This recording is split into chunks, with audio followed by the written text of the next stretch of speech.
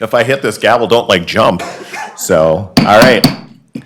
Good evening. I am calling the February 19th, 2020 Cottage Grove City Council meeting to order. The first order of business this evening is the Pledge of Allegiance, and we're honored here this evening to have Cub Scout Pack 777 Den 1 that is going to lead us in the pledge. So if you would all rise, and we'll let them proceed forward.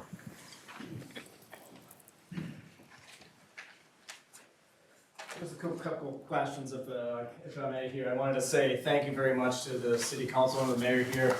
Tonight, the den here, the boys that I've led, we had the privilege of meeting with them. We're learning about building a better world and how much the City Council is just one part of helping build a better world that we have. The Scouts have learned a lot from the City Council members tonight, but over the last 5 years, I've had the privilege of leading these boys.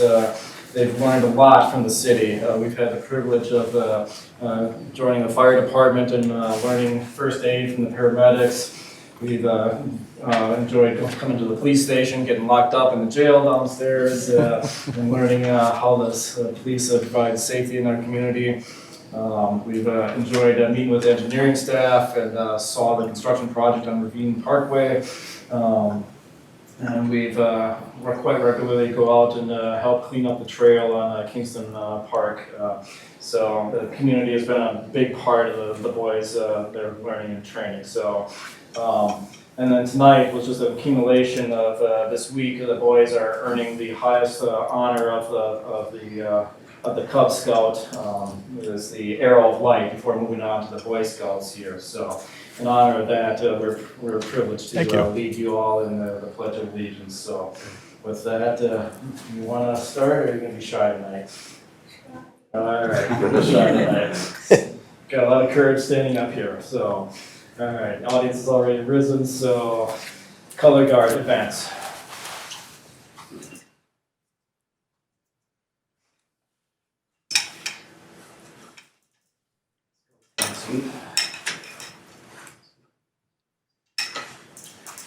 Please join me in the Pledge of Allegiance. I Pledge allegiance to the flag of the United States of America and to the republic for which it stands, one nation, under God, indivisible, with liberty and justice for all. Me too.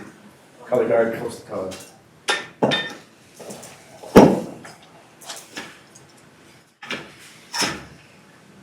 Color guard dismissed. Thank you. Thank you. Let's give them a hand.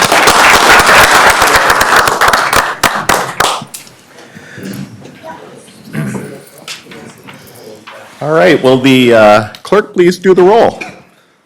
Councilmember Mills, Here. Councilmember Dennis, Here.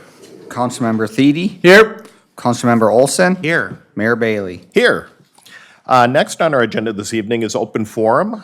This is the opportunity for anybody who wants to speak on something that's not on tonight's agenda is welcome to do so.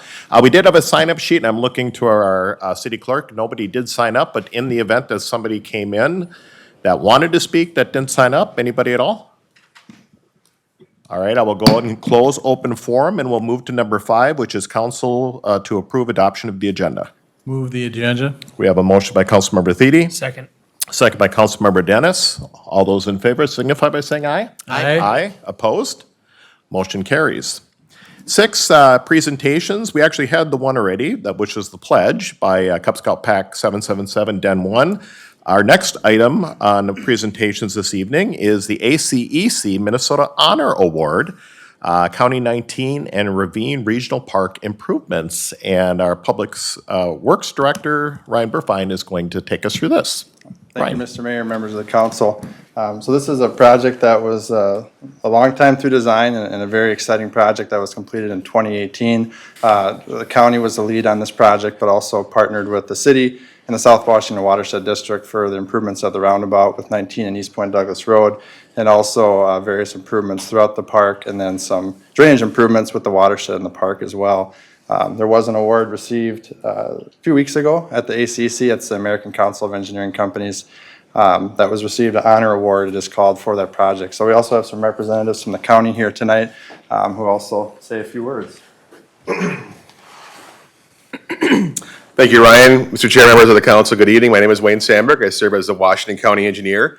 Also with me here tonight is County Commissioner Wayne Johnson and our Parks Director, Sandy Brewer. You know, being recognized by your peers is one of the best ways of being recognized, and this certainly is that.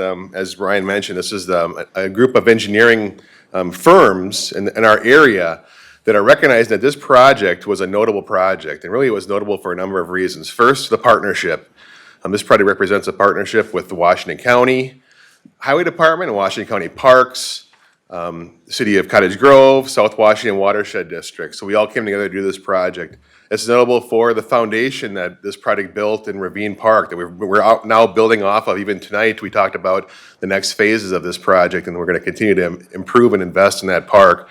And it's also notable for the design of the roundabout, a six-legged roundabout that was unique to the area and presented a unique solution. And really, the vision for that starts with a number of the people that are in this room tonight. I still remember, like it was yesterday, an open house a few years ago where a number of the council members, I think all of you came, and Commissioner Johnson was a councilor at the time, and you said, we want a solution that gets the job done, is unique, and reflects the area, the importance of this area. And that's what we came up with, and that's what these firms are recognizing today, your vision. So thank you for your leadership on that, for your clear direction, and for your trust and staff to let us deliver that for you. So thank you.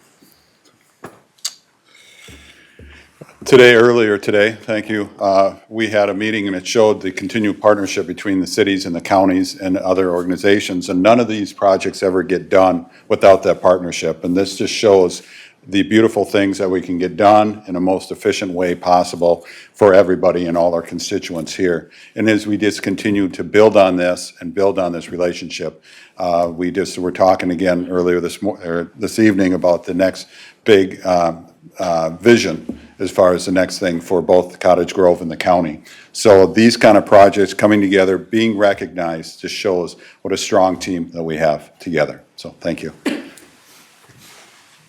And just real quickly, here's the award that we received. We'll be putting it in the display case out in the hallway, along with some other items we have out there. So thank you.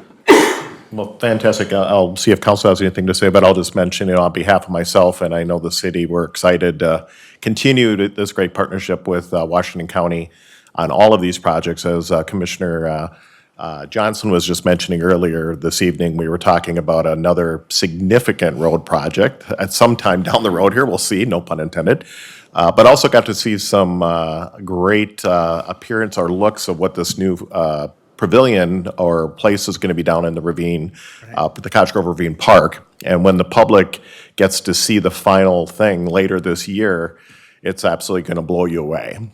So there's a good amount of collaboration between the cities and the citizens and the county, and this is just going to be another example of how we've been working together to make sure that not just Cottage Grove, but everybody is going to be able to get around easier on the roadway systems, but also the park amenities and walking trails and things, and maybe skiing trails for sure, but maybe more. We'll leave that. I'll kind of leave that out there since I was needling her earlier. But it's great to partner because it makes this community and this county special. Anybody else? Pretty much. All right, thank you, and thanks. Congratulations on the award. All right. Next under presentations is C, which is the Craig Woolery Scholarship Fund donation to the Cottage Grove Public Safety Board by Justin and Kim Olson. And I know Councilmember Olson is going to go down to the podium and talk about this. Just him. Yeah, just him.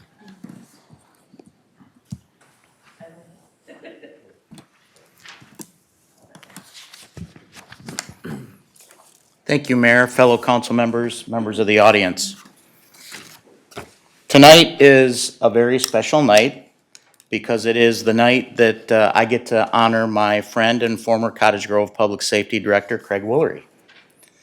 Upon Craig's retirement in 2017, my wife Kim and I made the decision to establish the Craig Woolery Scholarship Fund to honor Craig's 35-year career of service to the city of Cottage Grove.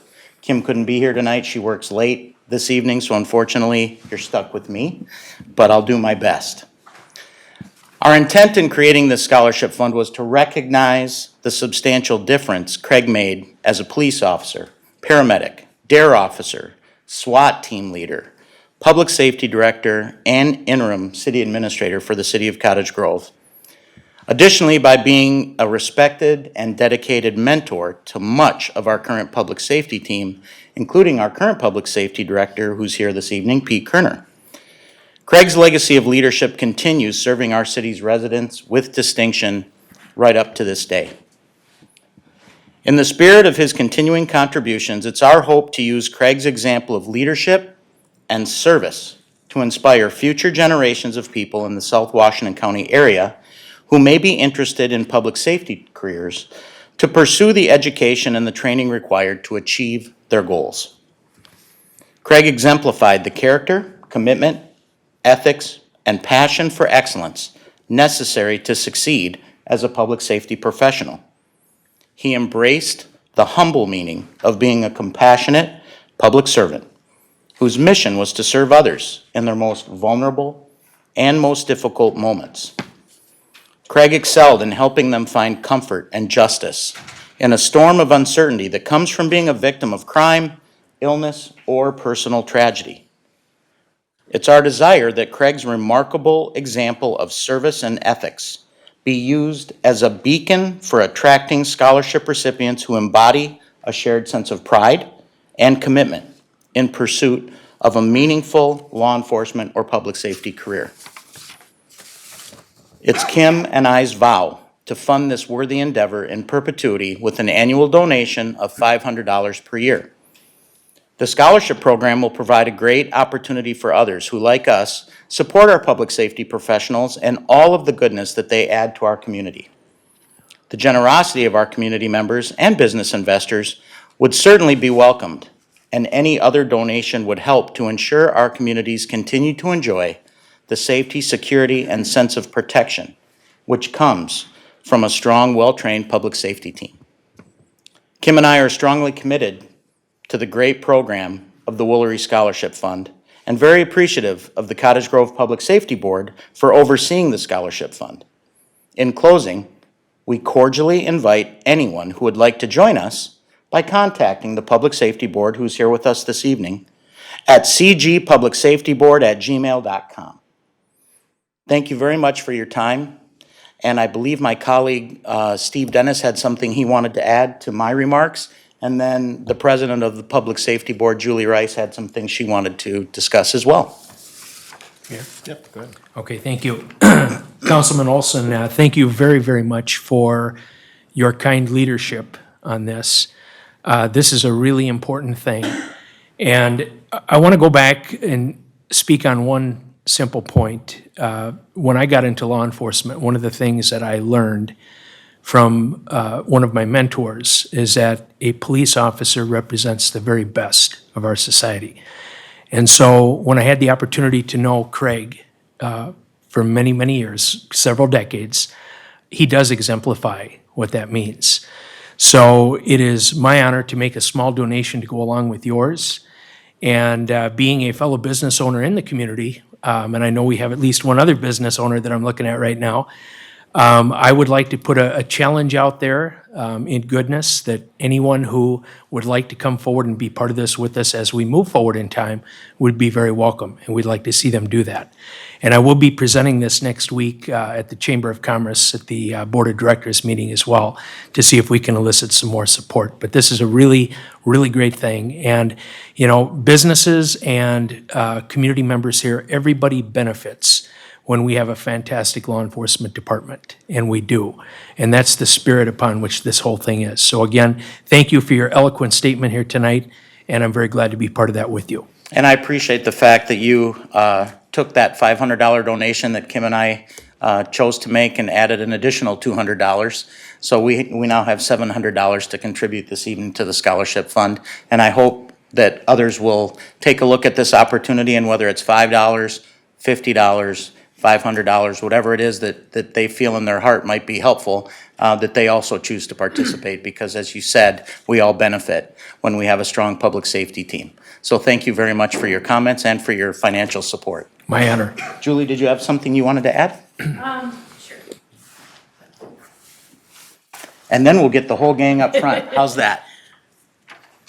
First of all, I would like to thank you, Justin, for starting this out. Steve adding in, thank you. I've known Craig ever since he was hired, and it's been an honor working with you and knowing you. And I want to let people know that our flyer that we have is going out to the schools through Sergeant Hensler is meeting with the social workers and whoever in the buildings will do this. What the kids will do after they get the flyer is they'll hold their phone up and put the QR code on. The application comes up on the form, onto their phone. They can also start working. So thank you, Justin, for doing that. Shay Cleary is one of our members of the board, and he printed this up and got the QR code for it. So the scholarship is now out for this year. Your money will be set up for next year, and then it'll be a bigger scholarship.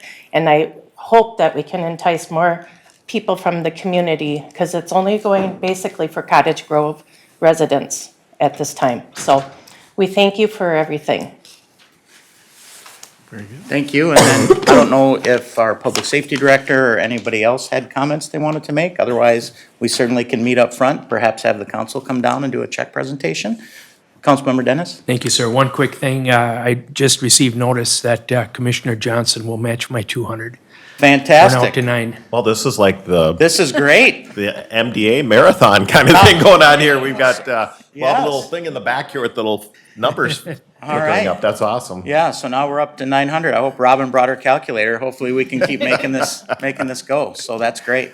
Fantastic. So why don't we get the crime, is it the crime board? Public now? safety Public board. safety. I know we changed Yes. the names, but let's get that group up front here, and then council, why don't you join me down in front? Okay. And Craig? And Craig and And- Pete and and Mr. Justin. Hensler? Right.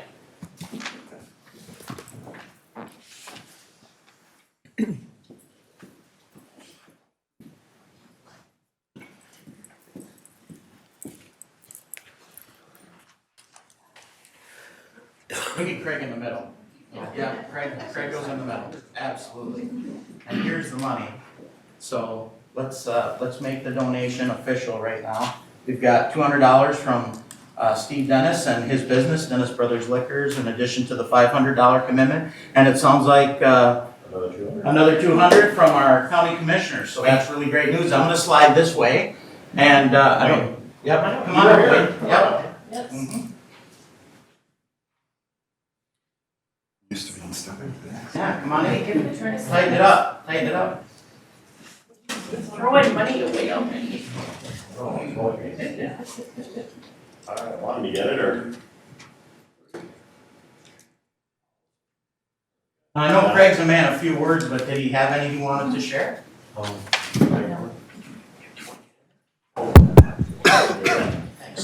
Well, first of all, thank you, Mayor and Council and friend Justin, council member. A lot of times this will be, I think these kind of opportunities create a difference where a young student may not have the funds to finish their education, and this might be just the impetus to help them go forward and hopefully be able to apply to a great city like Cottage Grove. And I think a lot of, what you said about me or whatever, we're just a product of our environment. And most of what we do, we're affected by our leadership, and people, all of you, all the council that are up here today, were great mentors and great leaders that supported a lot of good ideas throughout all public safety. So really, it's a team effort, but thank you for the kind words too. Thank you. Thank you. Let's give them a round of applause.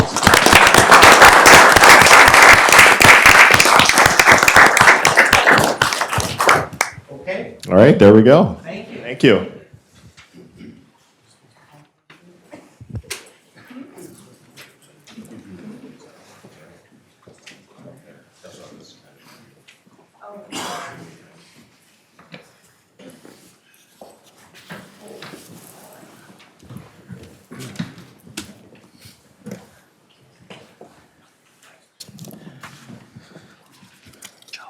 I will just mention, though, what's kind of interesting is we were talking about, this scholarship being open to, citizens of Cottage Grove.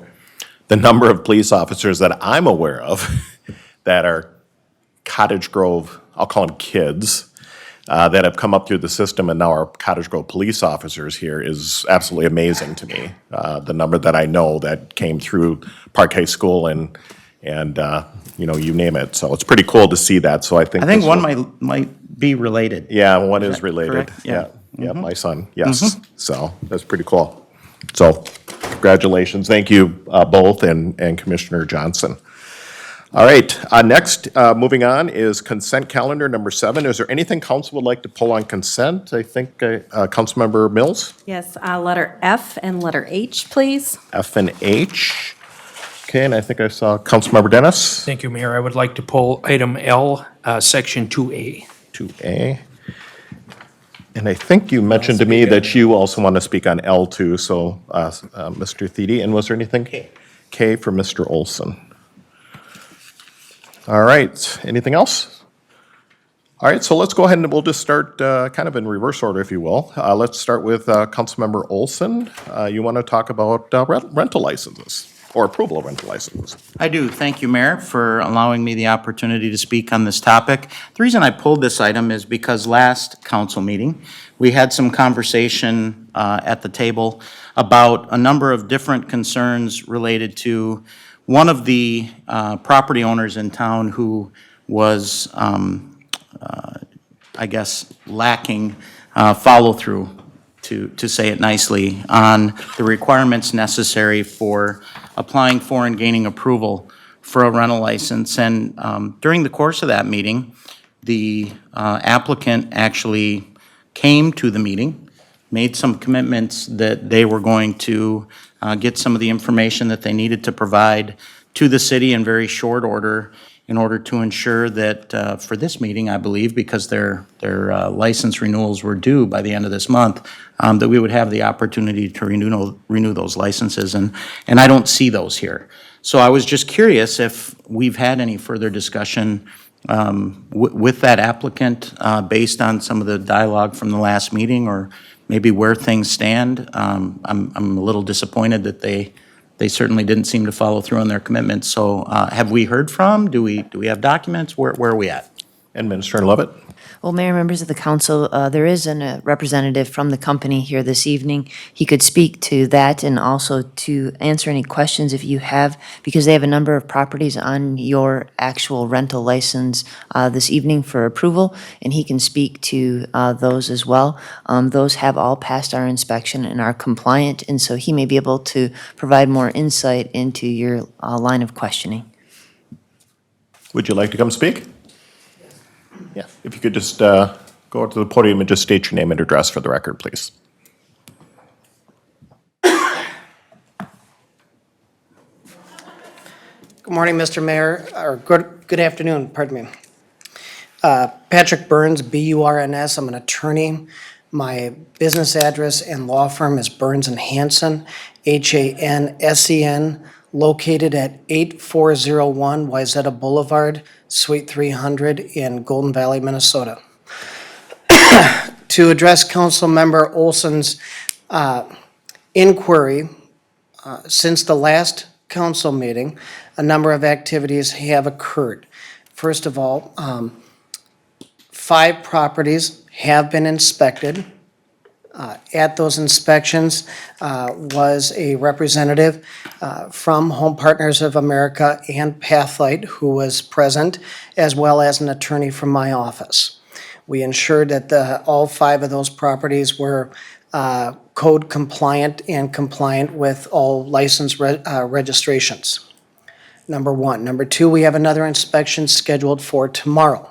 And then we are in the process of scheduling the remaining properties that had the license revocations. As it relates to the tenants who were subject to those license revocations from 2 weeks ago, one tenant had previously requested out of their lease before all of this came about. One of the homeowner, or one of the residents, is seeking to acquire the property. And so we're in the process of figuring out how to negotiate that. And then the third one would like to stay in the property so that their child can complete the school year within the local school district. I have also spoken with the city attorney, Ms. Land, and she was kind enough to share with me the presentation that she gave to the council. And as thorough as that was, I shared it with corporate counsel. We spoke about it at great length. We have had numerous meetings and discussions regarding this, both with my office and folks with Texas. There is a commitment to making sure that this doesn't happen again. And some of the affirmative steps that we have taken will be to, number one, make sure we have a local representative here in the area to address all future complaints. And number two, the address that will be used to mail notices or other information from the city or from the housing officials will be our law firm's address. And so because we have a fiduciary duty to act in the best interest of our client, we will ensure that whatever problems exist within the city will be brought to their immediate attention. I think from a bottom line perspective, there will be no, and I was speaking with Councilmember Titi about this, there's not going to be any excuses made for what occurred. We're taking as many of the appropriate steps to treat the occupants of those properties in a way that is respectful and understanding the disruption that has occurred. And I think it's fair to say that we are prepared, my client is prepared to do the right thing. And so, with that being said, I would entertain any questions that Mr. Mayor, you might have, or any of the council members, or from Ms. Land or whomever. Yeah, no, I don't know if council has, I do see the gentleman back there who's kind of the representative who was here at the last council meeting. I guess you had mentioned that any of the correspondence that a city may have will end up going to you, so it's a local address, which is a city, an attorney. The question I had for you, and maybe it's for him, is in reading in our local newspaper, in reading what some of the tenants were saying that were in those, they were having a difficult time getting a hold of somebody to come fix the issue. So is the tenant going to be reaching out to you, or is the tenants now have a direct line to you in the future? It'll be a direct line to Mr. Schenk. Okay, so that'll be local, well, local meaning somewhere in the Twin Cities. So if they have an issue, it isn't just gonna kind of go, which I know what happened before, and I'm glad you're fixing that issue. I just was curious, so the city will be, if there's any issues regarding rental licenses, that will be to your Housing address. code violations, any issues that require any official notice from the city will Perfect. come directly to us, so we can take immediate action. Okay, sounds good. And then your information is given to the prospective tenants and that, and they know how to get a hold of you now. Perfect. That's what I was curious about. I just wanted to see which way that was going. Council, any other questions? Councilmember Olson? This question is for staff. Looking at the renewals that are listed here, I'm trying to recollect what I heard in the last meeting, which I believe was there were 9 renewals that were due by the end of this month. Is that correct? And there are not 9 renewals on this sheet. So where are we with the remaining renewals? I'm sorry, I thought that was to staff. It was, but they deferred to you. Okay, so Yes. here is my understanding. So as of last week, we had 9. We had the ability to schedule 5. One of them we couldn't get scheduled until this week, and then the 3 more, it turns out, based on conversations with the city inspector, 3 more did not require inspections. That's what I've been told. No, so that hopefully addresses the 9. The ones that were revoked, we are going to be in the process of having those inspected anyway, so that all HP properties will be inspected that require an inspection in short order. With respect to the 4 properties remaining, whether they need inspection or not. There's additional work that needs to be done before a renewal gets approved, including submission of certain documents, et cetera. Has that been taken care of? To the best of my knowledge, yes. It is my understanding that of the applications that were submitted previously, that those applications are complete. Now, so that is, our staff and the inspector and other folks have worked diligently to make sure that all of the applications are complete and in proper form. Okay?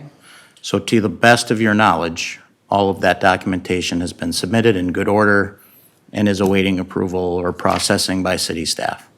That is correct. Okay. Particularly as it relates to the 5 applications, the 5 properties on the agenda to this evening, those I know with certainty have been completed. Yeah, they as wouldn't be well. on the agenda if they weren't. So that's why I'm asking about the other 4, because they're not on the agenda for approval, and they're due to be approved by the end of this month. So that was my question. That we are in the process, like I said, and I forget the address for the one inspection for tomorrow, but I know that is being taken care of this tomorrow evening. Thank you. One quick question for staff. I mean, does that sound, and I'm not doubting you, sir, but does it sound accurate in the process that Councilmember Olson is talking about? Your Honor, members of the council, typically the process is they submit an application with the appropriate application fee, and not till all of that documentation has been reviewed and approved does the city schedule an inspection, and only at the request. So they'll be notified your paperwork is complete. You may now schedule an inspection. Please call us to schedule that, and that's when the inspection occurs. So it doesn't occur until after the documentation has been submitted and approved. So the 5 that are on here tonight have been submitted and approved. So there's Yes. 4 remaining that are not being approved on this and that were due this month, correct? Your Honor, yes, that is true that their licenses officially expire at the end of this month, so they just shouldn't be occupied until a license is approved by the council. I guess my question then, do we know, are these properties currently occupied? Your Honor, members of the council, I have no information about them. I don't know what their addresses are, whether or not staff has inspected to determine whether or not there are people occupying them. We hope not. We will know at the time of the inspection, which is typically when we have caught this in the past, is when the city staff goes out to inspect the properties, they will find they're already occupied, which means they're being occupied without a license. So presumably, they are not occupied, and they've figured this out now, how to play by the rules, and they're doing that. Okay. Councilmember Thiede had one thing, and then I'll get back to you, Councilmember Wilson. So I think the 5 properties, I see 3 different company names.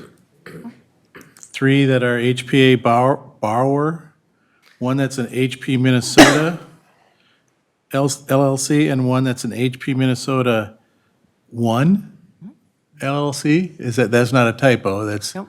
there's actually, so I guess I have a question. What's the difference? Why 3 different companies right there?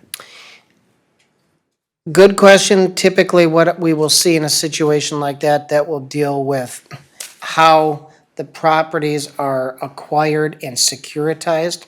Why my client does it that way, I think, is just dependent on securitized requirements emanating from Wall Street.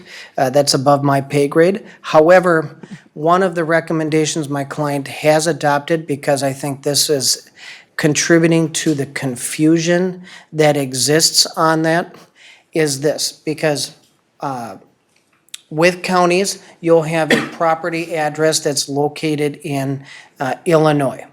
And so with each of those properties that you described, they have an Illinois address because they are the owner of the property. Meanwhile, you have a Texas property management company.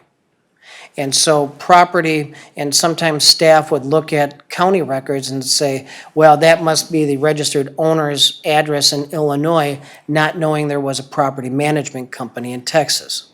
So to address that confusion, all of those properties are going to be given one address, which is my firm's address. And so that way, there won't be any further confusion, whether it's county records or city records. There will be one address for local or county officials to contact the owner of the property. Does that answer your question? Yeah, kind of. That's good, though. Councilmember Olson? Thank you. I just want to make sure that what I heard is what I heard. On this side of the room from our attorney, we got some further insight into the process, which is the inspection will be requested once the fee is paid and all of the appropriate paperwork is submitted and processed by city staff. From this side of the room, I thought I heard you say it was your understanding, to the best of your knowledge, that of the 4 remaining properties that are not on the agenda for approval this evening, that have licenses which are due to expire at the end of this month, that one of those has an inspection scheduled for this week, Tomorrow. okay? And the other 3 will not need an inspection based on feedback you've received from city staff. That's my understanding, yes. Okay, so did you receive that feedback from city staff? My staff received it as well as Mr. Schenk. Okay. So staff, is that accurate? Your Honor, members of the council, although I don't have the specifics as to why, my hunch is that inspection reports are valid for a certain period of time, Okay, so they may not be expired yet. okay. That's the reason I asked. Thank you. Okay. Councilmember Olson, Ms. Land, if appropriate, I can follow up in writing tomorrow, and I can address it to Ms. Land if a letter is required to clarify that, but that is my understanding. I certainly don't require anything like that. I just want to make sure the process is being followed to the letter of the law, especially based on the extensive dialogue we had last council meeting. And 2, I want to be sure that these properties are not inhabited with expired rental licenses. Okay. Yeah, thank you, by the way, for doing that. If you could make sure that that information does get back, I think we'll feel a lot more comfortable, I guess, and I guess going forward, let's just make sure, and it sounds like you now have a plan in place between the 2 of you specifically, that the delays won't happen, hopefully again, because in essence, what I know Councilmember Olson is saying in not even a roundabout way, is that at the end of next week, you're gonna have 4 properties that are gonna be, they're gonna have expirations on their rental licenses, so and because we don't have a council meeting until that following Wednesday, so there is gonna be a gap in there where these rental licenses are, and you can say that's not an extended period of time, which it's not, but I would prefer, and I'm assuming our staff would prefer, if we can get these things done before licenses expire in the future. I know you're rushing at the end here to get all this stuff done, so we're good for the future. Let's just make sure that once we're beyond this next 4 that are left, and trust that the 2 of you, along with your parent company, will make sure that that is indeed the case. And in closing, I want to, part of the reason why I'm here is because I's needed to be dotted, T's need to be crossed. And the importance of compliance with local housing codes and zoning ordinances is our firm's paramount concern, as well as my client's concern. I can assure you that the conversations that have occurred behind the scenes have been frank, have been candid, and we have taken as many of the proactive steps that we can take so that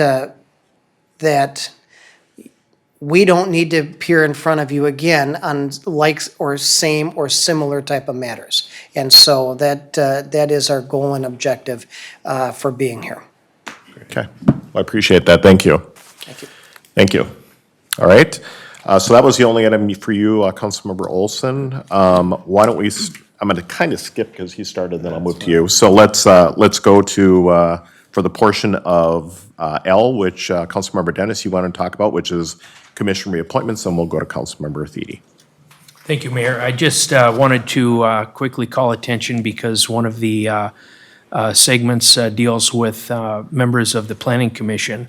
Evan Frazier, Eric Knable, and Jarrett Wright, we're seeking another term for them, and all have done a fantastic job for us, and I very much appreciate their participation. And I will also say, on behalf of everyone else on the page too, but specifically the three from the Planning Commission that I'm liaison to. Okay. Thank you. Perfect. And then I'll now turn to Councilmember Thede, who probably has some of the others. Yeah, very, very similar in that I'm the liaison to the Parks, Recreation, and Natural Resources Commission this year. And we have Eric Witt, Susanna Brown, and Adam Larson that we're going to hopefully welcome back upon approval. So, Good go. All right. Sounds good. And then we had two items. We'll start with F with, speaking of commission appointments, I guess, Councilmember Mills' appointment to Public Service Commission. Thank you, Mayor. I just wanted to draw attention as we have some reappointments coming. We also have a new appointment on the agenda tonight for Ron Kath to the Public Services Commission. So we had a chance to sit down with Ron, and I think everybody up here knows Ron a little bit, and it will be exciting to have him on the commission and working with us on that. So he's excited to get back involved with the city things, and as he took a short little break from some things. So that will be great to have him on there. So I look for support on that. Okay, I'm going to pause for one quick sec because Councilmember got Thede the missed a names. couple names. Oh, okay. Go ahead. so the couple that I missed, actually, on the Parks, Recreation, and Natural Resources, we have a couple of students, and they were on a different line, so I kind of almost missed them here. But Graydon Bloom and Paige Miller are actually a couple of the youth members, and they contribute very well in terms of, what the younger generation would like to see in the parks, and then also being able to deliver that message and get input from their fellow students at school and so forth. So we appreciate their participation. Okay. And then before I turn it over to the final item, which is H, which is the Arts Commission comment, I did want to just mention to the public, since all these conversations about different commissions, and that is, all of these commissions are volunteer opportunities for the public. So if you are interested in getting involved in your community, this is really the opportunity to go onto our city's website and complete the application. Whether it's students that want to be part, because we do want youth involved, obviously, but also anybody else. And whether it's, matter of fact, right at the moment, we're working on selecting somebody for the Economic Development Authority. And then there's other commissions as people come and go. If you are interested in something, whether it's parks, public safety, public works, police, you name it, economic development, either reach out to one of us up here on the council or talk to staff, or just go out on the website and fill out an application and get it sent in, because as these positions open up, we do go in and look at all these applications, call you in for interviews, and then make appointments from there. So I encourage you to get involved. It makes a big difference into the future of our community. So with that, I'm going to turn it now back to Councilmember Mills on H, which is a change with the Arts Commission. Yes, thank you, Mayor. Yes, so this item is suspending the Arts Commission, and I wanted to speak upon it a little bit, partly because I was involved with the very beginning. I believe the conversations began back in 2013 with coming to the council and presenting and coming out for comment time, and it kind of went from there and developed. And I believe in 2014 is when the commission was actually established and put in place. And I believe Councilmember Olson was a part of that as well, and the liaison back in the beginning of the commission. As the commission's gone on, things have adjusted slightly, and so we have made a determination that it will be helpful to change that commission to a committee to free them up to be able to work a little freer with events and to be able to make decisions a little freer in that realm of things versus being a commission. And so we here tonight on the agenda, it's suspending the Arts Commission, but it's reformed as a committee, and that is under the Parks and Rec. And so I look for your support in that. I know that the current commission members have all heard about it it, and they've been informed about it, and I believe they're all very supportive of that shift, and I think they feel a little more freedom with that as well. So just bringing that all to your attention and letting the public know what's happening with that. So it's Perfect. not that we're against arts. We're helping them that's- spread free. It is funny you say that because I could see when you, if you look at the packet and just see suspending Arts Commission, what's that mean? We're not doing away with it. Matter of fact, if anything, it's giving them more freedom. There is very specific parameters that you have to do when you're dealing with commissions versus dealing with committees. And I'll even be, as a classic example, we have a suspended environmental commission right now. Because when we don't have anything necessarily that's really important that we need their input in, they don't need to meet just to have a meeting. It's not if there's nothing to meet for. So the point of the matter is we do these things periodically, and then if we need to call them back into a commission, we will do that and get the public involved in that. Councilmember Olson had a comment. What's interesting about this situation is, for those of you on the council who were part of the council when we formed the Arts Commission, and at that time, Councilmember Mills was one of the founding members. She was a commission member at that time. We had a great deal of debate at the council table about did we want to make it a commission or did we want to make it a committee? And we landed on commission. But there was a lot of conversation about what might be the best format, and it feels to me like over the past few years, the commission members and council have learned that perhaps some of those constraints that come with being a commission would come off if we transition to committee format. So I'm absolutely supportive of this. I think it's a great move. To your point, Councilmember Mills, I think it provides even greater opportunity for the members to spread their wings, so to speak, and get involved in a few more things and, create some additional opportunities for fundraising and other things without the constraints of being part of a city commission and all of the rules and regulations that go along with that. So fully supportive of this, and I'm very excited for the future of this group of people. Yep. Did you have anything else you want to add, Councilmember Murthy? No, it's fine. Mayor, may I say one more Yes, thing? Councilmember Mills. Since I kind of forgot to mention, thanks to all of the commission members for the past several years that they've been a part of it, whether they're still on the commission or not, and also those current ones. They've all played a big part in bringing the arts to Cottage Grove and will continue, and several of them are still involved and continue to bring the arts to Cottage Grove. So thank you, Mayor. All right, perfect. So that was all the items that council wanted to pull on consent for comment or discussion, so I'll look for a motion if council so inclined. Move to approve the consent calendar. All right, so we have a motion by Councilmember Olson, Second. second by Councilmember Mills. Any further discussion? Seeing none, all those in favor signify by saying aye. Aye. Aye. Opposed? Motion carries. So if you were here for anything that's on tonight's consent calendar, all of those items have now been approved. All right, moving along, 8 is approved disbursement, 8A is pay the bills. Motion to pay the bills. We have motion by Councilmember Dennis, second by Councilmember Thiede. All those in favor signify by saying aye. Aye. Aye. Opposed? Motion carries. Now we're going to move to public hearings. We have 3 different public hearings this evening. The first one is A, which is West Point Douglas Road Rehabilitation, which is Jamaica Avenue to Belden Boulevard. And our Public Works Director, Ryan Burfine, is going to start us through this one. Ryan? Thank you, Mr. Mayor, members of council. Oh, I'm sorry. Yes. Ryan, I'm going to pause you for a minute. I almost missed that. I apologize. We're going to take a quick 5-minute break because we are having some technical difficulties with cable. And so we want to be able to let the people at home be able to see the presentations for these public hearings. So I'm going to call for a 5-minute recess here, and then we'll come back in about 5 minutes once we can get this up and running, okay? Almost missed that.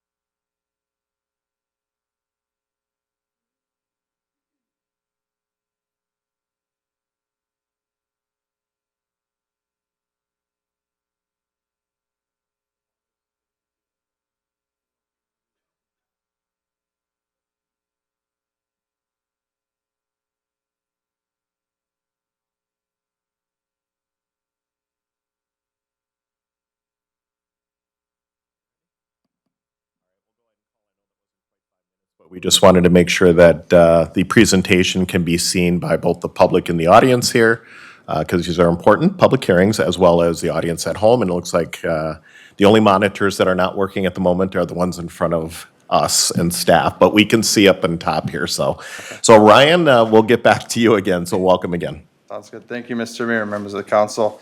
We'll have two road projects to talk about tonight, two roads that people are very familiar with in poor condition.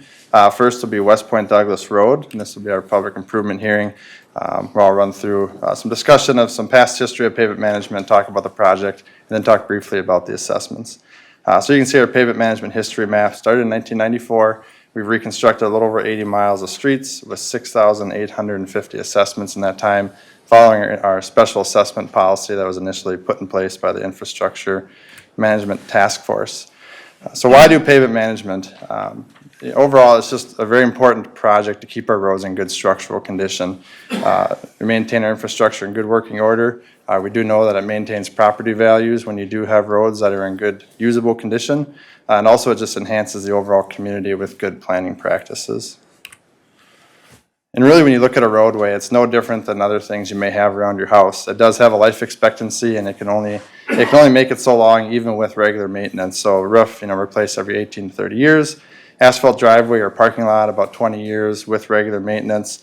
And even your appliances have a life cycle. And really, a roadway is no different. When you look at pavement rehab methods, there's different levels that we go to. The first is your seal coating and more irregular maintenance. Next, you have a mill and overlay where you take that just top section of pavement off and replace it. If a road's in fairly good condition, you can do that to extend the life. You also have reclamation and pavement replacement. That's what we're talking about tonight for West Point Douglas Road, where it'll be a total replacement of that pavement section. Finally, you have reconstruction. That's where you do the entire roadway, curb and gutter, and then the aggregate and subgrade underneath. So here's the limits of our project that we're discussing tonight for West Point Douglas Road from down at Jamaica Avenue up to Belden Boulevard. This road was originally constructed in 1974, so it is very old. It's had a good run. There was reconstruction in 1982 at the 80th Street Jamaica interchanges, so those sections right down there are a little bit newer, and then also a little bit more recent work in 2007 right near Jamaica Avenue as well. And really, it's been ongoing maintenance over the past 45 years. Public Works has been keeping it together with thin overlays and pothole patching, but as we know, last spring it very much deteriorated with all the freeze thaws that we had. We did a handful of assessment methods to look at the pavement, but more importantly, the subgrade soils below it. PCI ratings, that pavement condition index, which we know is very low. We also did test pits where we actually dug, I believe, 8 test pits along the roadway with Public Works' help to take a look at that gravel and the sand base underneath. And then we also did a falling weight deflectometer and ground penetrating radar, and that also looks at those subgrade soils to see if there was issues with those. Here's a couple of pictures of the roadway. We all know it's very poor condition, definitely in need of replacement. Here's the test pits, 18 test pits that we dug along the roadway. And this is how we evaluated. We did look at the existing pavement thickness, but also the subgrade soils. And we did find that overall the subgrade was in decent condition, the sand, and then there's a decent gravel base underneath that we can utilize. So that's the project that we have proposed tonight, is just to replace that pavement section. We also did a handful of utility inspections. We're not looking to do major utility upgrades because major upgrades in this area weren't planned at this time. We did want to make sure there was nothing major or near failure that we need to address. So we did do a visual inspection of all the structures out there. We televised all the storm and sanitary sewer pipe, and then we will be doing excavation of the valve bolts. So the actual water main along there this spring, you'll see a contractor, if it moves ahead, dig those valve bolts up and see if we need to replace any of those. Here's just some more pictures of the existing street condition. Lots of cracking, lots of pothole patching that has been taking place over the years. On the proposed improvements, so we are looking at a full pavement removal, and then we are going to do a stabilized full depth reclamation. So we actually take that gravel base and then we mix in an oil to actually give more strength to that gravel base. So it's been done some in the past. A lot of other communities do it with the right roadway. In the right situation, and this really is that situation where we feel like we can extend the life of that roadway even longer by expending a few $100,000 in the total project cost, but to give us, 5 to 8 years more life at the back end of this roadway. So definitely well worth it when you look at your life cycle costs. Like I mentioned, it'd be a full pavement replacement. Existing curb and gutter is going to remain. There will be some minor curb removal replacement if it's very damaged or if it has very major drainage issues, things like that. Spot utility repairs. We are going to look at filling in gaps in the concrete sidewalk going from Jamaica up to the Youth Service Bureau, and then also minor curb repairs needed for the utilities and sidewalk. Here's that area, the full length of roadway for the stabilized full depth reclamation. And here I'll talk about the sidewalk. So we all know there's some gaps in that sidewalk. Some of those are developed, some are not. We have highlighted in green the existing sidewalk. Areas in red we are proposing to fill in with this project, and areas in yellow are actually going to be put in by proposed development that's occurring right now or occurring this year. So right now we're just looking to get it up to and past the park and ride. There is still a piece missing as you go north up to Belden. It's very expensive to fill the sidewalk in. We're trying to do what we can with the funding we have, and that's the extent of it, but nothing precludes us in the future from building more sidewalk up past the Youth Service Bureau if there is a desire for that. Utility work that we're proposing, minor structure adjustments and patching in the sanitary sewer, do some pipelining. For the water main, we'll likely have some valve bolt replacements. There will be some water shutdowns with that, but those will be closely worked with the businesses to not impact their business hours. We're going to raise some hydrants that are very low along the roadway, and for the storm sewer, we have some structures that are in very poor condition. We'll be replacing those, the castings, and also doing some lining of the pipes. As other reconstruction projects go, this is following the Chapter 429 assessment process. So here's a layout of the accessible properties in purple and then green along the roadway. And it's a wide variety of property types. So we have single-family residential. There is one home left on the roadway. Commercial, industrial, school district, and then city property. And you can see per our policy, there's a wide variety of assessments. There's actually, I think, 113 individual assessments. So I won't discuss all of those tonight, but they were in the packet. We had a summary spreadsheet. And that wide variety, that really came from the small end is those self-storage units that are owned. Those are actually assessed on an individual basis, all the way up to the large commercial properties. We also completed the benefit appraisals on all 113 parcels following our policy for this type of project. And you can see the range that it came back with, fairly in line with the assessments per our policy, but we do know that per state statute, we are capped at that benefit appraisal amount. So any properties where the benefit appraisal came in lower than the policy that we calculated, that would cap that assessment. I won't talk too much more detail on those tonight. Tonight we're really focused on the need for the project and ordering it. If the project does move ahead, there would be assessment hearing in the fall once the project is completed. Here you can see the funding breakdown, just under $3 million in total project costs. We have the utility improvements at the top, sanitary, water, and storm. Roadway and sidewalk costs make up the bulk of it at $1.8 million, and then the assessments do total $850,000 for the entire project. For anyone in the audience or watching at home, even though the assessment's really at a later date, we do like to discuss, what does an assessment look like if the project moves ahead. So if it does move ahead, we'd have an assessment hearing at the end of the project, likely in October of this year. If the council were to adopt assessments at that time, they're can be paid within 30 days to avoid any interest charges. Assessments otherwise are payable over 15 years on the taxes. The first time they would see it is their first taxes of 2021. It is interest rate 1.5% above the bond rate. Partial payment is allowed. But if the project is ordered tonight, there would be pending assessments on their properties throughout the duration of the project. Deferral is available for disability, military, and 65 years of age or older. Proof is needed for those deferrals, and interest still accrues during that time. Here's a schedule for the project. Feasibility report was ordered back in June. The council approved that feasibility report, ordered plans and specs on December 18th. Had our call for public hearing at the January 15th council meeting. We had a neighborhood meeting on February 13th, so last Thursday. That was well attended by the businesses. A good turnout, and in general, people know this roadway is definitely in need of replacement. Tonight we're at the public hearing, and if it does move ahead, construction would start spring of 2020. The total construction would probably, go into the fall. When we actually look at the roadway portion, that project, depending on weather, is much more manageable.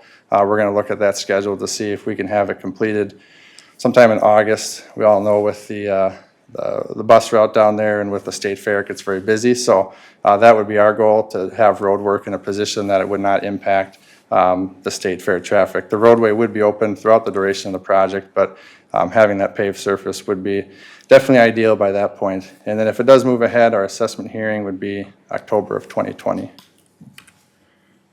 And that's everything I have for you tonight. I'd be happy to answer any questions you may have.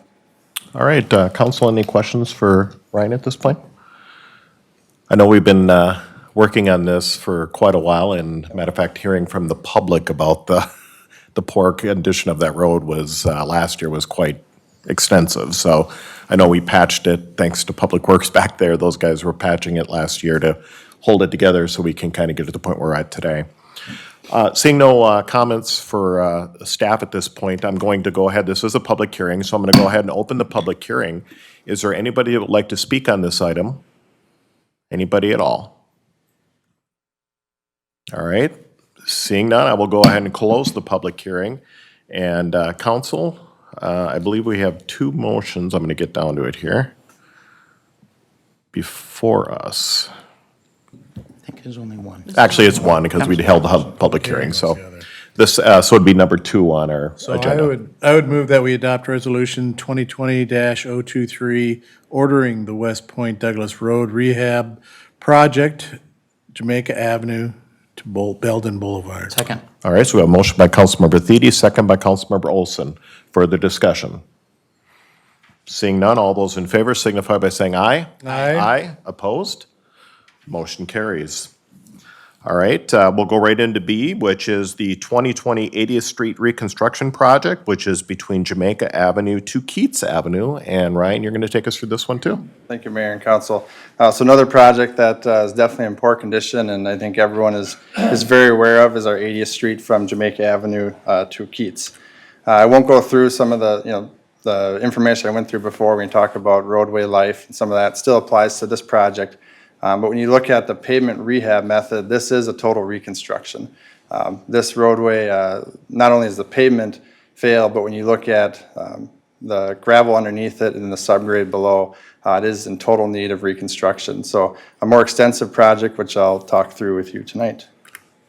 Here's our project area highlighted in blue from Jamaica down to Keats Avenue. When we look at the year constructed, the middle 2 lanes were actually built in 1968, so they're very old. And then in 1990, there was an overlay of the middle lanes, and then the outer 2 lanes were built. So those middle lanes, the pavement underneath is actually, you can see, very old and has been holding up for a long time, but has definitely deteriorated over those years. When we looked at this pavement, similar to before, we did a PCI rating as West Point Douglas Road. We do core samples along this roadway instead of test pits. And then we also did the falling weight deflectometer and ground penetrating radar. That's how we also evaluated the subgrade soil condition. The PCI rating for the roadway on the scale of 100, all of it is 35 for an average, so very low condition. You can also see the cores that we did in the pavement to take a look at the subgrade soils along the roadway highlighted in those black circles.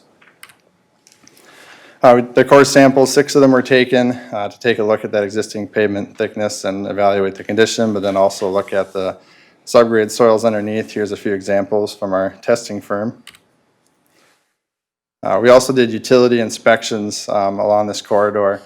Similar to West Point Douglas Road, visual inspection of all the structures, televising a storm and sanitary sewer pipe, and then also the spot excavation that will take place later on in the spring for looking at the water main valve boxes.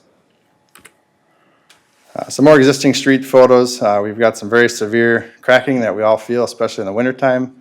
You kind of thump your way down the road. There's also lots of rutting, block cracking, and longitudinal cracking. That shows that overall just load-related fatigue and how it goes down into the subgrade soils underneath. We also have some asphalt stripping evident in raveling. That's along the pavement section along the curb, and that's more towards the Lighthouse Baptist Church on the east end of the project. So with all of this, we really know that It is a full reconstruction that's needed. We do have to rebuild that road from the bottom up, but by doing that, we know that we won't have to touch it for a very long time, which is our goal for this roadway. So it is a full pavement replacement, full curb replacement proposed, the spot utility repairs. We are gonna add storm sewer catch basins along the roadway. Right now, they're very spread out. They don't meet MnDOT state aid requirements, and this is a state aid road, so it's important to meet those requirements to capture more water and not have ponding along the roadway. We are gonna do new streetlight wiring and conduit. It's gonna be a Cobra head style light pole, a little more decorative design that we looked at, and it's gonna be different than the concrete poles that you see right now. We've had challenges with those concrete poles, and they're also very expensive. You have to space them very close together to light the roadway, so we're gonna go with more of a metal style pole, and the actual pole itself matches the East Ravine lighting with more of a decorative Cobra head. So it's, I think, a better option, and it'll actually be cheaper than the concrete poles if we had gone that route. We will do them on both sides of the roadway, so staggering. Right now they're only on the north side. We will have a trail replacement in the north boulevard, so that trail is getting old and poor condition. We'll put a new trail there. And then on the south side, following our standards for a roadway like this, we are going to look to build a new trail through the length of the corridor on the south side of the roadway, which I'll show on the map here in a minute. You can see, talking about the improvements. So at the Jamaica Avenue intersection, right now we're just looking at a mill and overlay to help the overall condition of that intersection. We did evaluate the warrants for a signal. Right now we're kind of at that point we're approaching where a signal could be installed, and in future years we'll trip those warrants. One challenge is Jamaica Avenue, because it's actually offset by about a lane width. Sometimes you don't notice. It's about $1.5 million in improvements on Jamaica to have a signal.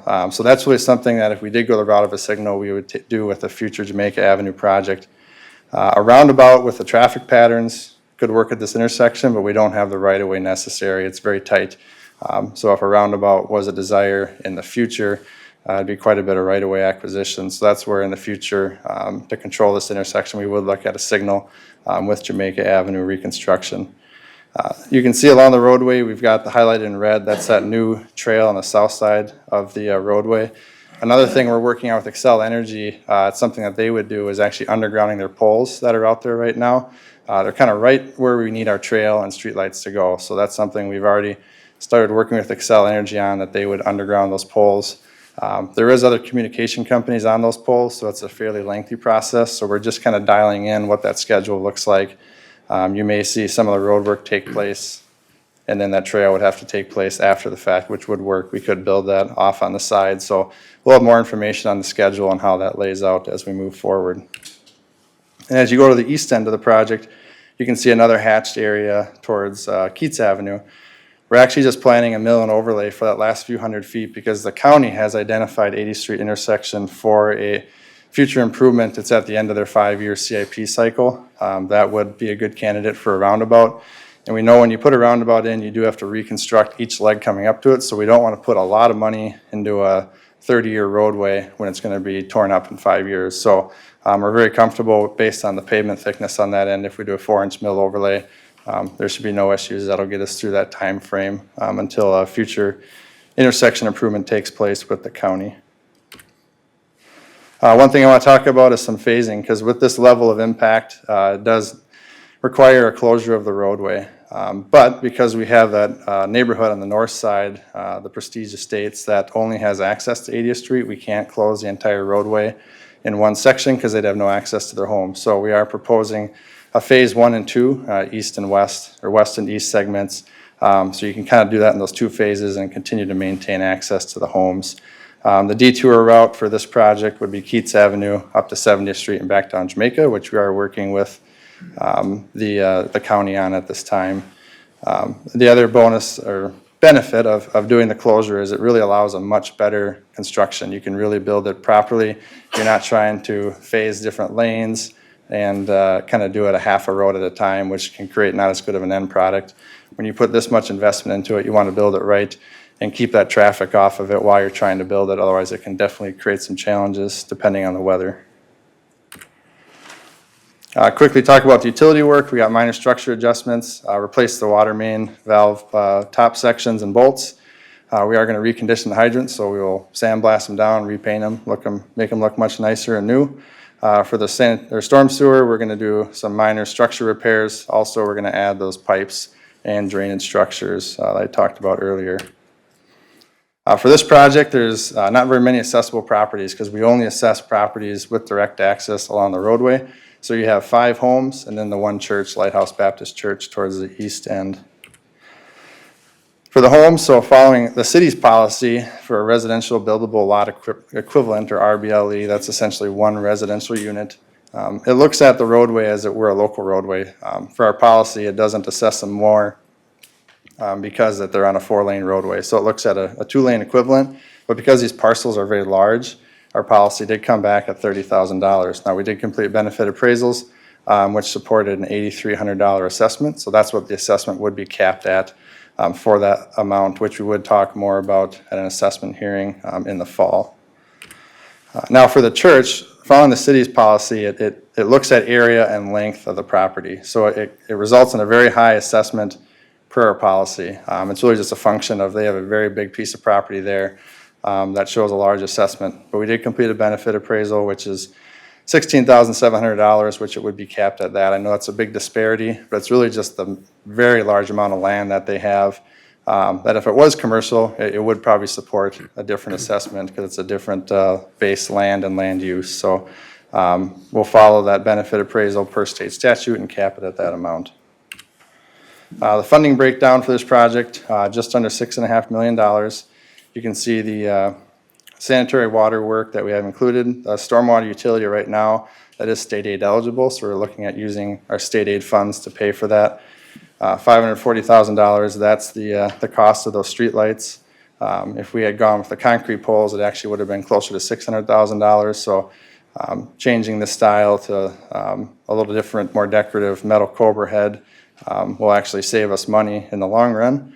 And then trail replacement fund, that's that north trail that's existing, $286,000. And the MSA funds, so our municipal state aid funds, is over $5 million. And the way we're going to pay for this, and this is part of the recommendations tonight, is advance on our state aid funding. We get about $1.8 million per year in state aid funding, which works if you're going to do more of a mill and overlay or some pavement replacement projects. But for this, we do have to request an advance, which they do allow.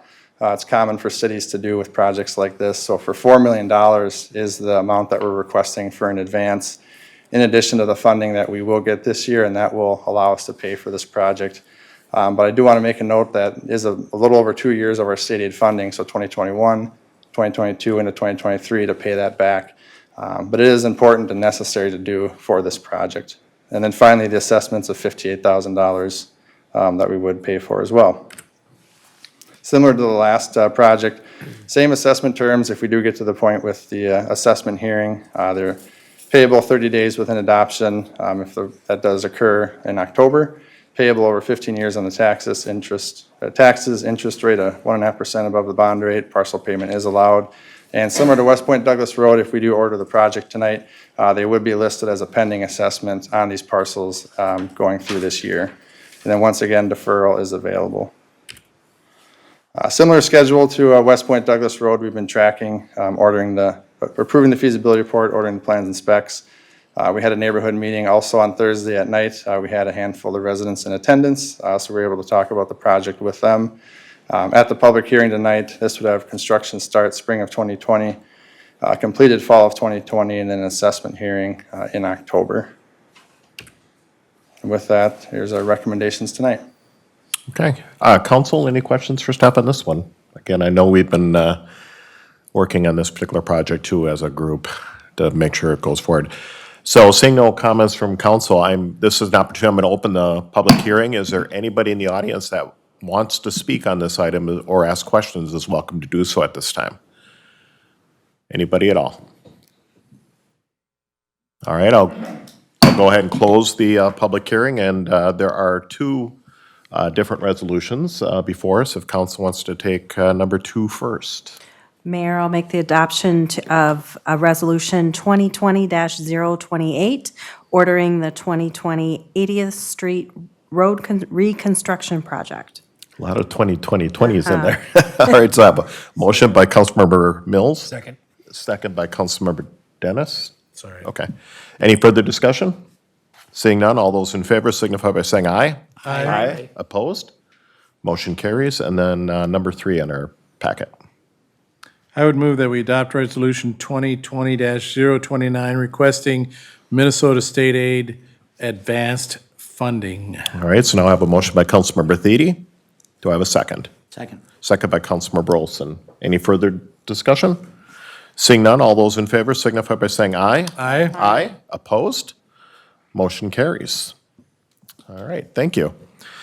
All right, we'll move to our third public hearing this evening, which is C, is the Calarosa 5th Edition, 65th Street Public Right-of-Way Vacation and Final Plat.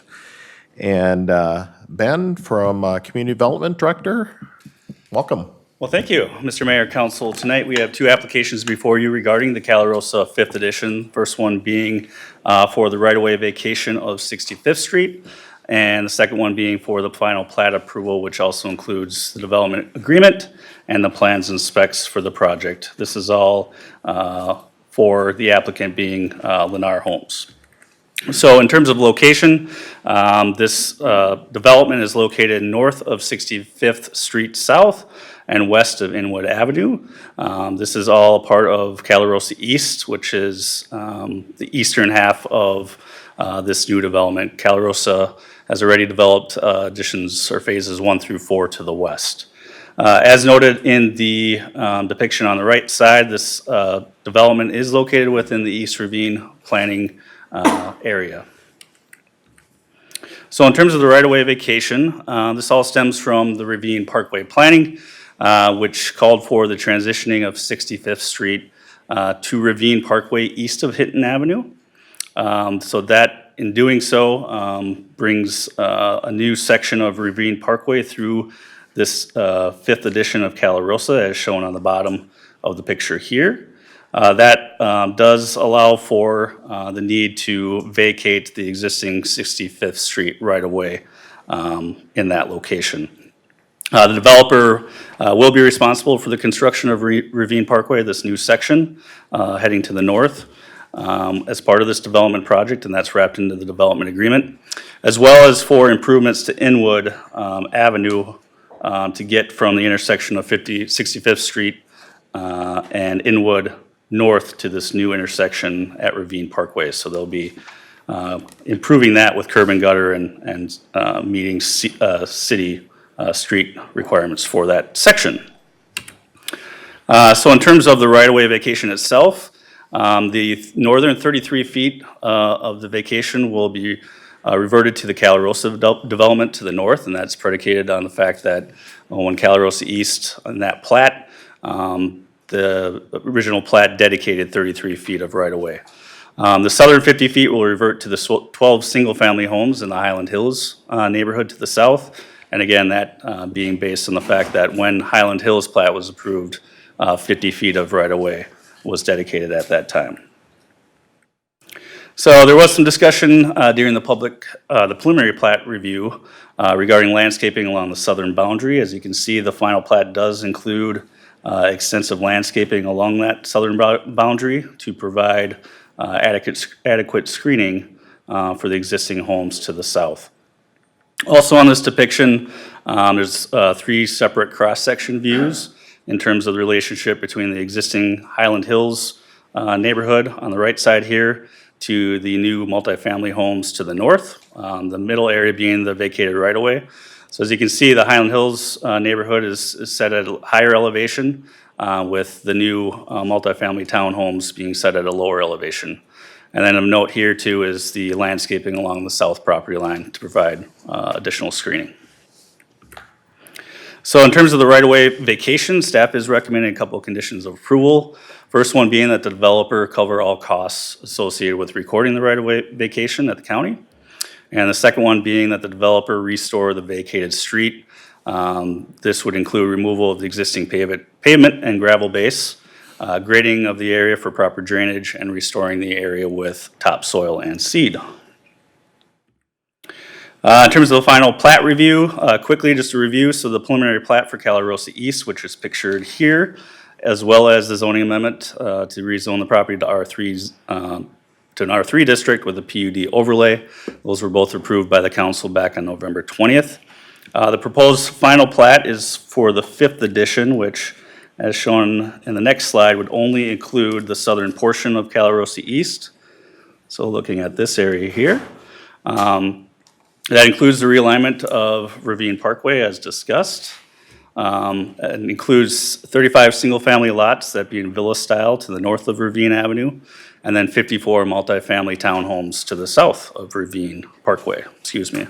The plat also includes 13 outlots, most notably Outlot A, which is the northern half of the property, would be for a future phase of development. And that future phase of development would include vacating this portion of Inwood Ave at a later date. So with that, staff is recommending the 4 actions tonight. First one being to hold the public hearing and to adopt a resolution vacating 65th Street. Second one, adopting a resolution to approve the final plat for Calarosa 5th.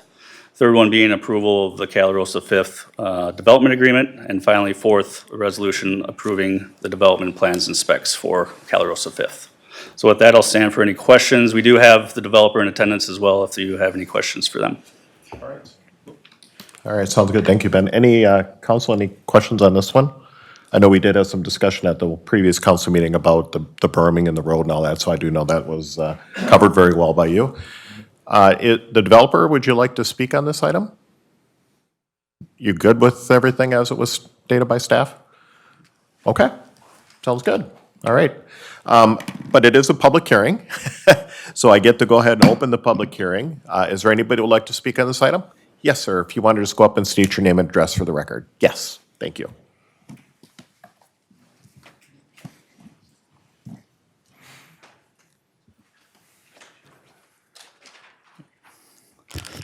Donald Peters, 8400 66th Street. One of the people that are going to lose the road behind me. The question of the day is, what's the timetable on this?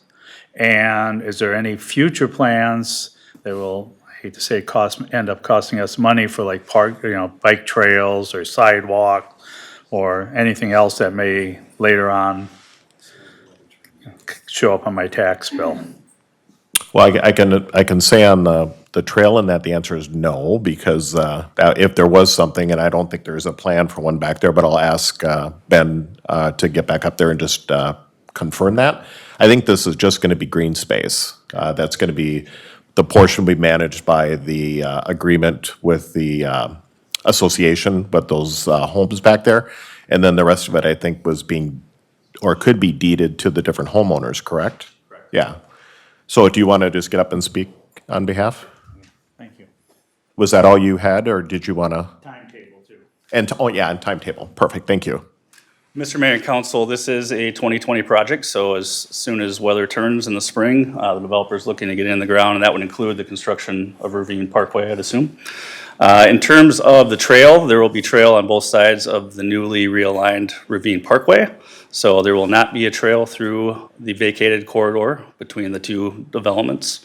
And what was the other question? Well, he was asking about assessments, but I answered that because there isn't a plan for a trail, and if there was, he wouldn't be assessed for it to future upkeep, and any trail in the community would be spread over by all the taxpayers. The other question, though, that I had, and I know we brought this up at our meeting too, what's that? Go ahead. Was the ability of those homeowners that backyards are going to butt up to what used to be 65th, having the ability to, I don't want to say take that land, but being able to be deeded back that land. Do you want to speak on that item? Absolutely. As part of the process, they would be essentially deeded that land, the 50 feet to their property. So each would acquire that chunk that's directly behind their yard. And then at that point, though, and I'm not sure exactly where you live in comparison to that, but it sounds like your backyard backs up on 65th right now. So at some point, is somebody going to reach out to each of those homeowners if they haven't already to Certainly. share that? Okay. So somebody will be in contact with you once the construction is completed or in the process, because there's an opportunity for you to pick up an extra 50 feet for your backyard. Good question. I don't believe so. Negative. Nope. Even from the Big, county? big benefit from you. Property tax? No. On more property, you mean? Yeah. I guess that's a great question. Councilmember Thede is asking about would, from a county assessment process for the future, is there assessment issue? Or could there be? I suppose there could be. In terms of additional tax? Yes.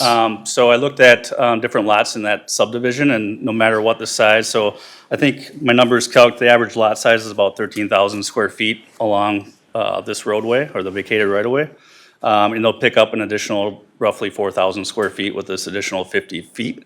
I looked at other lots that were that larger size, the 17,000, 18,000 square foot range, and the estimated assessed land value for those lots was the same as the lots that are currently there. So I think the county taxes based on a certain range, and from my research, it doesn't look like there'd be any impact.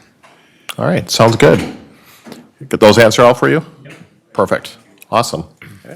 All right, any other questions? Anybody else in the audience that wants to speak on this item?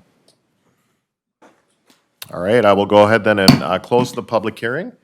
And council, we have 4 different resolutions before us. Mayor, I'll move that we adopt Resolution 2020-26, vacating a portion of 65th Street South. Second. So I have a motion by Councilmember Olson, second by Councilmember Thede. Any discussion? Seeing none, all those in favor signify by saying aye. Aye. Aye. Opposed? Motion carries. I would move that we adopt Resolution 2020-030, approving the final plat for the Calarosa 5th edition. So I have a motion by Councilmember Thede, Second. second by Councilmember Olson. Any further discussion?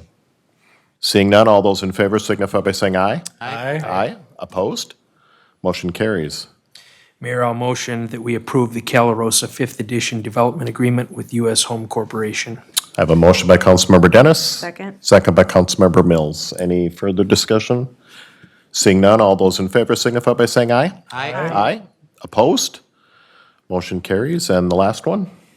Mayor, I will make motion to adopt Resolution 2020-031, approving the Calarosa 5th Edition Development Plans and Specifications dated January 13th, 2020, as prepared by Pioneer Engineering. All right, so we have a motion by Councilmember Mills. Second. Second by Councilmember Dennis. Any further discussion? Seeing none, all those in favor signify by saying aye. Aye. Aye. Opposed? Motion carries. We're good to go. Thank you, and thanks for coming this evening. You got it. Good luck with the development. And I'm sure these neighbors are going to be happy over there. They got a little extra in their backyard. All right, 10 is bid awards. There are none this evening. 11 is regular agenda. We do have one item on our regular agenda this evening, which is Leafland Labs. And Emily Schmitz, you're going to walk us through this one. Welcome this evening. Yes, good evening, Mr. Mayor, council members. Good to see you this evening. The item before you is an application submitted by Leafland Labs and APRO Development. It is ultimately an amendment to their current CUP and site plan for construction of an approximate 129,000 square foot greenhouse, as well as about a 4,400 square foot building connection between the two. I will make note this is rescinding the original 2014 resolution and approving a whole new resolution for the proposed expansion. As most of you already know, Leafland Labs does operate currently in our business park. It is located just north of the Renewal by Anderson expansion, south of American Logistics, and then it is just east of Garden World. As mentioned, the grow operation and the production of their product does currently happen in their existing facility on the site. Again, their proposed expansion is an approximate 129,000 square foot greenhouse located just to the west of their existing building in this large area here. The connection between the two buildings is proposed to be restrooms and potentially employee break room area, things of that nature. Access to the site will remain off of 97th Street. There are two existing access points. They will be installing the connection of this access road that will surround the entirety of the building and the expansion site for security reasons as well as fire safety. They are not proposing any additional parking with this expansion, although they have indicated the potential for 45 new jobs at the site. they will be second shifts, so 2 shifts, so there won't be much of an overlap with those employees. So they've indicated the existing parking will be sufficient, but again, they've noted the proof of parking on their site plan. So if at any time they do need that additional parking, they have plenty of space on their site for that growth. In 2014, an extensive landscape plan was reviewed and approved as a part of the project. They did install quite a bit of landscaping at that time. Again, they are proposing to add some additional landscaping, the majority on the south and the north side of the expansion area. Now, I felt like this aerial gave a better idea of the existing site and what those natural buffers and landscaped areas currently do look like, especially the, the ponding areas along 97th Street here. Really create a buffer from that right away at 97th Street. And then again on the south side, you can see all the plantings that they actually installed back in 2014. They will be installing additional plantings at both of those locations as well as a part of their expansion. The proposed greenhouse is what they call a triple peak greenhouse. It is an all glass material structure which will meet the Class 1 requirements of our zoning code. They will have indicated that there would be potential for venting at the top of the structure as well at the side of the structure. It helps to regulate the environment within the greenhouse. If there are some more in-depth questions as related to the science of that, I'll certainly let the applicant address those at the end. The grow operation requires a strict 12 hours of light, 12 hours of dark. So the applicant has indicated that they will only light the greenhouse from 4:30 in the morning until 10 p.m. at night. They also want to make sure and note that they do have blackout curtains within the greenhouse. So at the times when it does need to be lit at different times of year, such as now, when it's darker, a lot longer during the day, they can block that light from escaping from the greenhouse at those times. And that leads me to lighting and odor mitigation. The applicant did complete a photometric study at the site, and they indicated no substantial impact to neighboring property owners as a result. The odor mitigation, there was quite an intensive plan approved and required in 2014, which required that the applicant monitor the odor emitting from their building bi-weekly. At 3 different locations. One is at the stack, which is the air emitted from the building after it has gone through the exhaust system and the carbon filter system, which is supposed to filter the air and reduce the odor.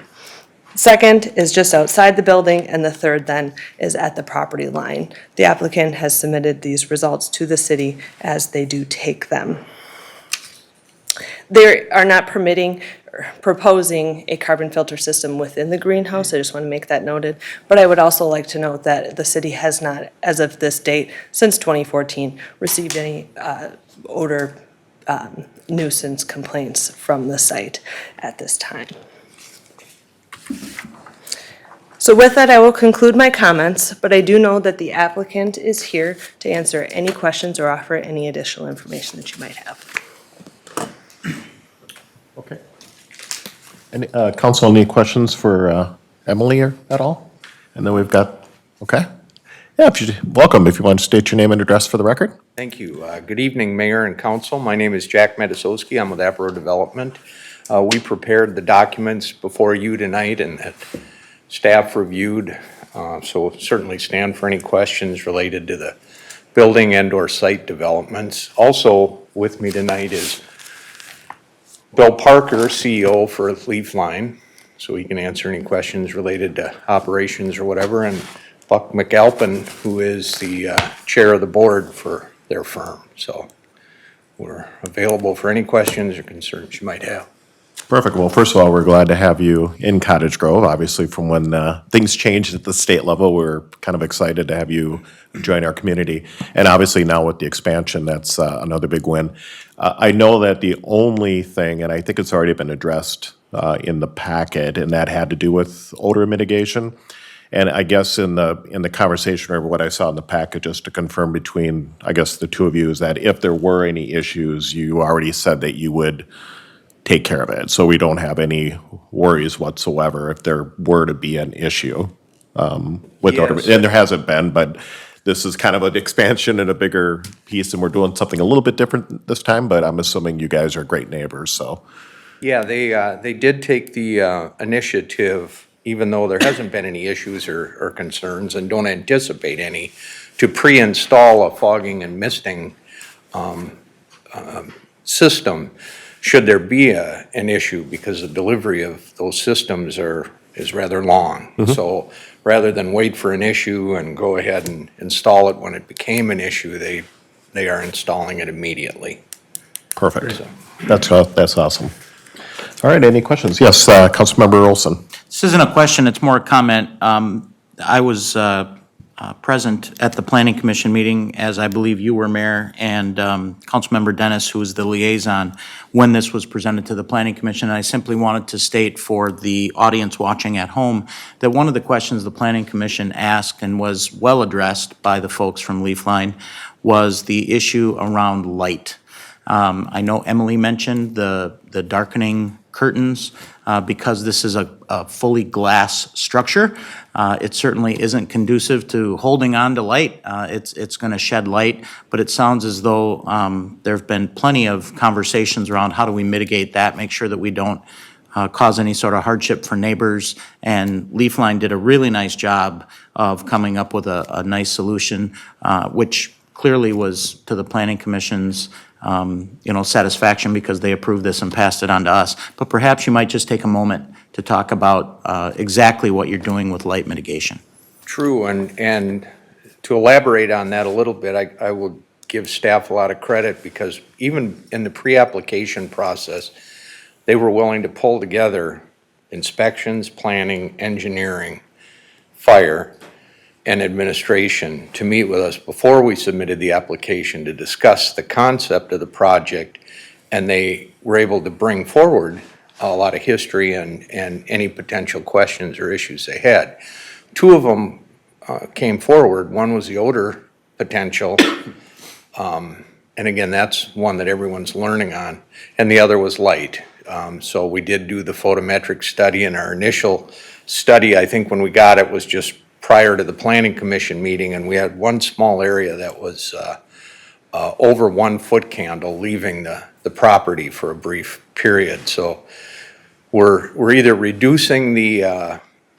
agreeing to reduce the lighting in that area on that elevation, and or add landscaping to screen it to the right of way. However, I think engineering is kind of objecting to the landscaping idea, because it's over a water line and would create maybe issues in the future should that water line have to be replaced. So we'll reduce the lighting to get under the 1 foot candle. Thank you very much. Thank you. All right, anybody else, council? All right, seeing no other comments for the applicant or staff, I'll look for a motion on this one.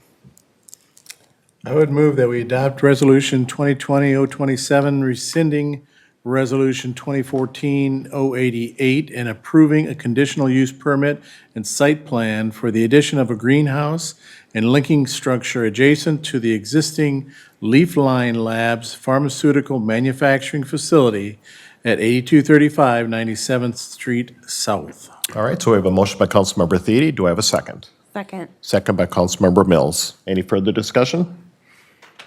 All right, seeing none, all those in favor signify by saying aye. Aye. Aye. Opposed?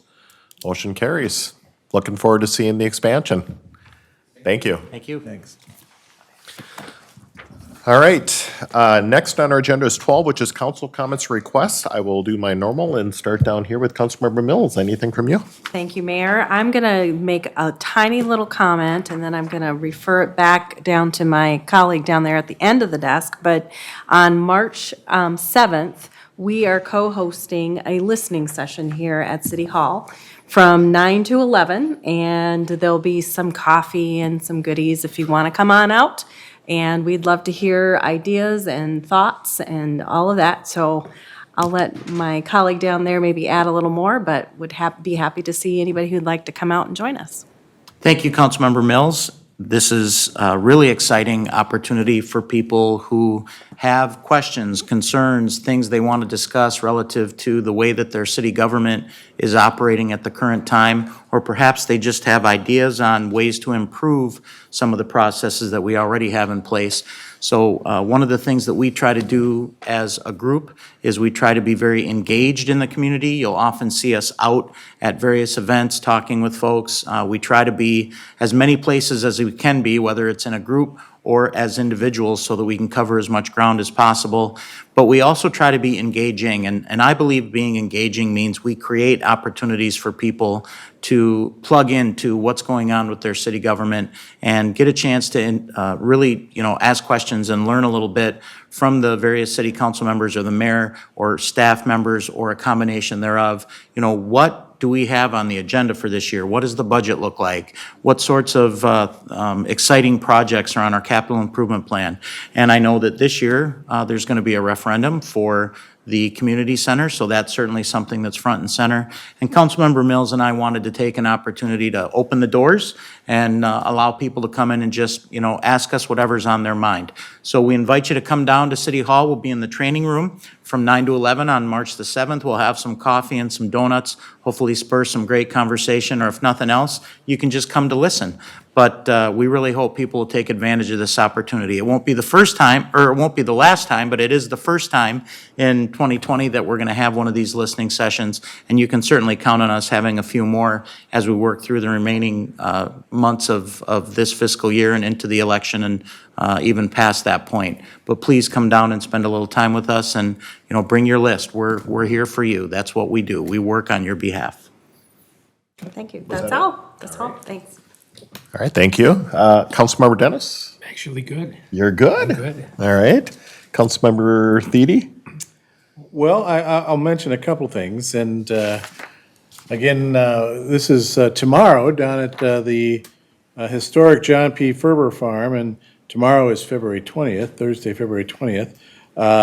There is a Winterfest celebration, which they're going to have different games. They're going to have beverages, as at least I know they're going to have some beer, and that's from 5 to 8 p.m.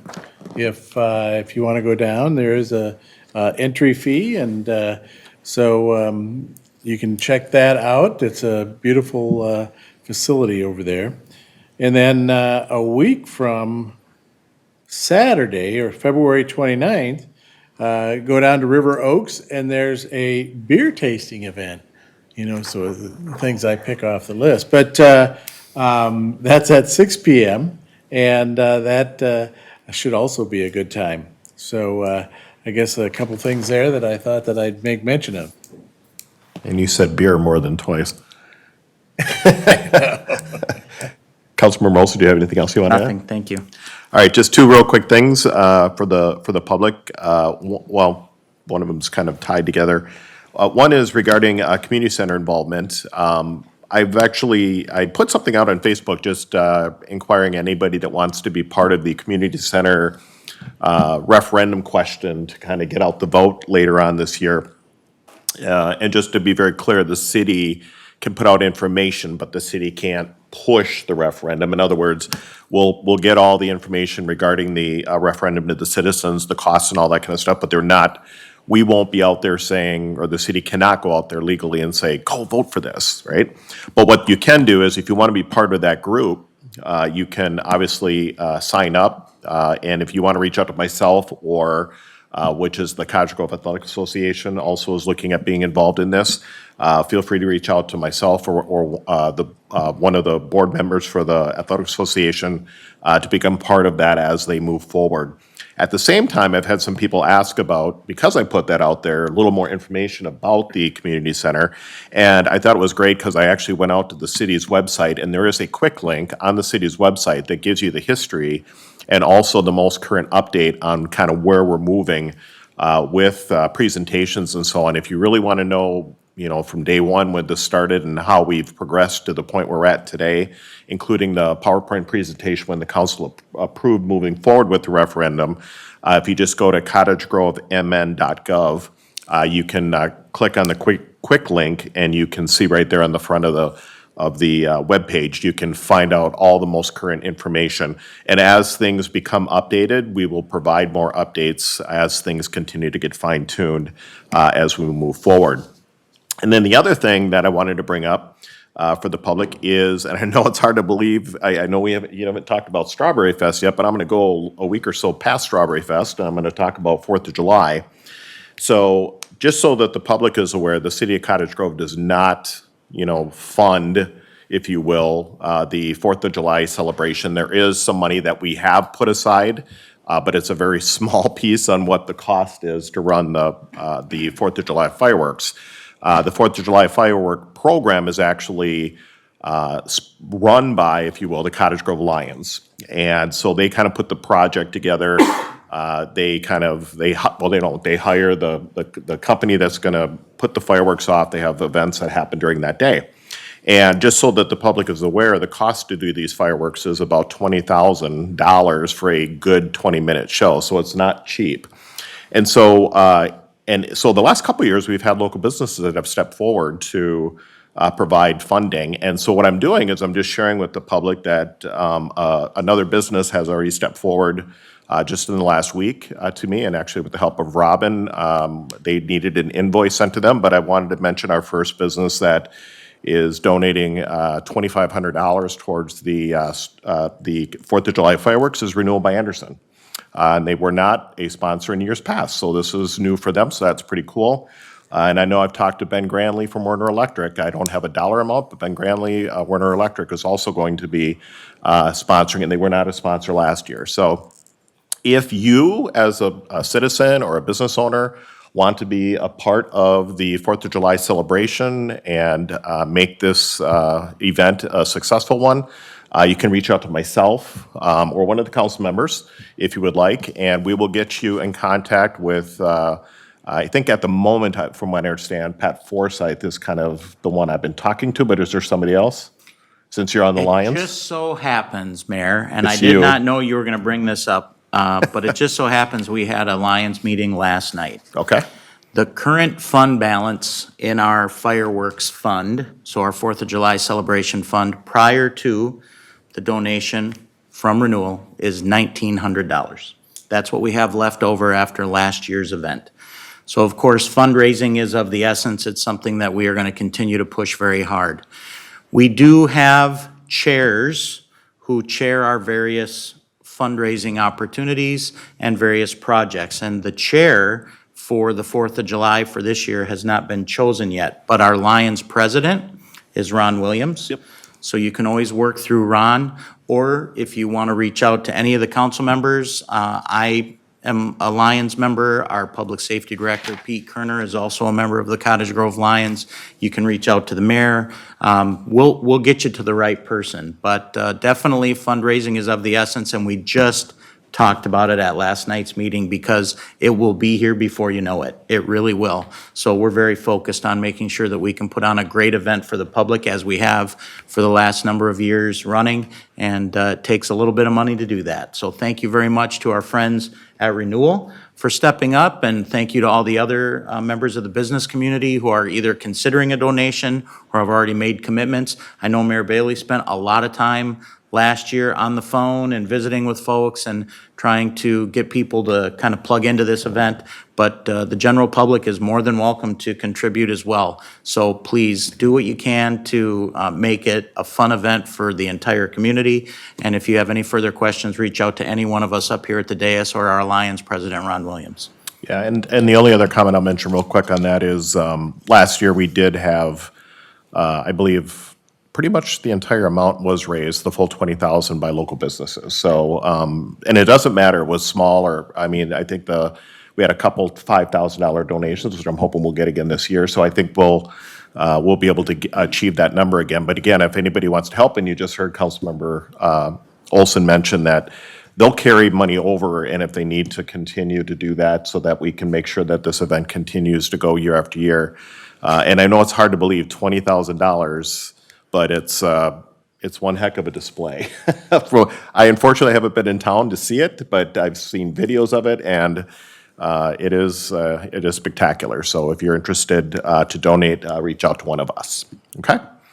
Anything else, Council? All right. Next is on our agenda is 13, which is a workshop, which is open to the public. We do have a workshop this evening. It's the Public Works Space Needs Study, which will be reviewing some options and discussions regarding public works.